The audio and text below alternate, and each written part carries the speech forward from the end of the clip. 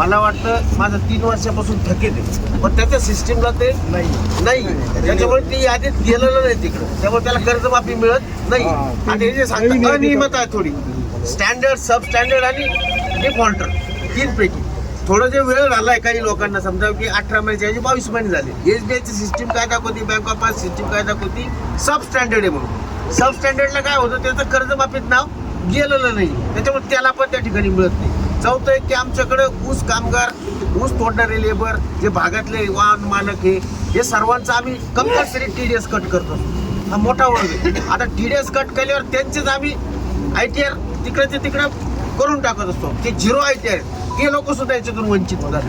म्हणजे हे, आणि काही लोकांना समजा, काही लोकांना गाड्या घ्यायच्या, काही ना काही 0 ITR त्यांनी भरत राहिले. मग माझं इतके कॅगरीचं इन्कम आहे, पण त्यात काय झालं, ते फक्त त्याला काहीतरी लालची पोटी ते ITR भरत राहिले. आणि मग मॅटर कसं आहे, त्याचं इन्कम इतकं दाखवून त्यांनी गाडी घेतली आज, पण त्याचे ते थकीत कर्ज आहे, ते सरकारने ITR भरल्यावर त्याला उडून लावलं. पण त्याला खरोखर गरज आहे, त्यांनी गाडी घेऊन पस्तवलं ते आता हप्ते साहेब. होम लोन करायला काय झालं, समजा 50 लोक 60 लोकांना मिळले, पण ते 40 लोकांना मिळत नाही, ते प्रचंड नाराज आहे. त्यांचा आवाज मोठा आहे मिळालेल्यापेक्षा.